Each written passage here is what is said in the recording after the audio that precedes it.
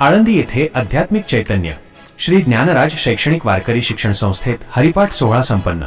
आळंदी महाराष्ट्रातील वारकरी संप्रदायाचा वारसा जपणाऱ्या आणि भावी पिढीला संस्कारांचे धडे देणाऱ्या आळंदी येथील श्री ज्ञानराज शैक्षणिक वारकरी शिक्षण संस्था येथे नुकताच भक्तिमय वातावरणात हरिपाठ संपन्न झाला।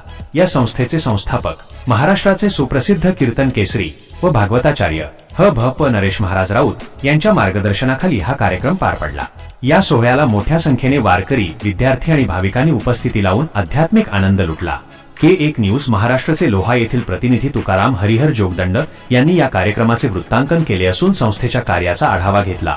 महाराष्ट्राच्या संस्कृतीचे जतन करणाऱ्या अशा उपक्रमांचे सर्वत्र कौतुक होत आहे। अशाच ताज्या आणि प्रेरणादायी बातम्यांसाठी K1 न्यूज महाराष्ट्र या चॅनलला नक्की लाईक आणि शेअर करा। ज्ञानराज आध्यात्मिक गुरुकुले विश्वेसन हरिभक्त 5 वर्ष झालं अलंकापूर क्षेत्रामध्ये चालत आहे। त्या विद्यार्थ्यांना आध्यात्मिक शिक्षणासोबत शालेय शिक्षणाची जोड त्या ठिकाणी आम्ही विद्यार्थ्यापर्यंत पोहोचवतो। ज्या कुणाला पालकांना संस्थेमध्ये प्रवेश द्यायचा असेल तर ज्ञानराज आध्यात्मिक गुरुकुला येऊन भेट द्यावा। तर शालेय शिक्षणासोबत आम्ही आध्यात्मिक शिक्षण देतो। शालेय शिक्षण घेण्याकरता विद्यार्थी इथूनच ज्ञानेश्वर विद्यालय 3 किलोमीटर अंतरावर आहे। शाळेची गाडी येते, गाडीमध्ये विद्यार्थी आम्ही बसवतो आणि शाळेपर्यंत पोहोचवतो। नंतर ते विद्यार्थी 5 वाजता शाळेमधून आल्यानंतर आपले आवरावर करतात। नंतर ते हरिपाठाची तयारी करून 6 ते 7 या दरम्यान हरिपाठ होतो। नंतर 7 वाजता भोजनाची व्यवस्था असते।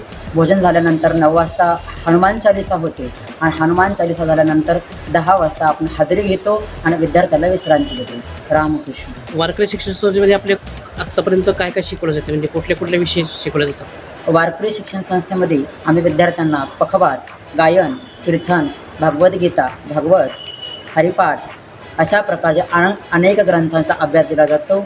विशेष करून शालेय शिक्षणाचे संपूर्ण क्लास गणिताचे असतील, इंग्रजीचे असतील, विज्ञानाचे असतील तेही आम्ही क्लास संस्थेमध्ये अवेलेबल केलेले आहेत। शेवटचा प्रश्न असा आहे की आता महाराष्ट्रामध्ये किंवा भारतामध्ये कसं आहे की भावी पिढी फार व्यसनाच्या अधीन झालेली आहे आणि व्यसनाच्या अधीन लागून तंबाखू असेल, दारू असेल आणि इतर काही व्यसनं करता येईल। तरी भावी पिढीस करता कसं आहे की जाऊ नये म्हणून त्यांच्या पालकाला किंवा मग ह्यांना तुमच्या वारकरी शिक्षण संस्थेने किंवा तुमच्या अपेक्षेपासून आपण जाहीर काय आवाहन करणार आहात?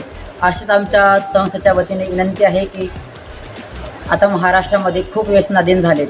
ते व्यसनमुक्त करण्याकरता आपला एक तरी विद्यार्थी वारकरी शिक्षण संस्थेमध्ये पाठवा।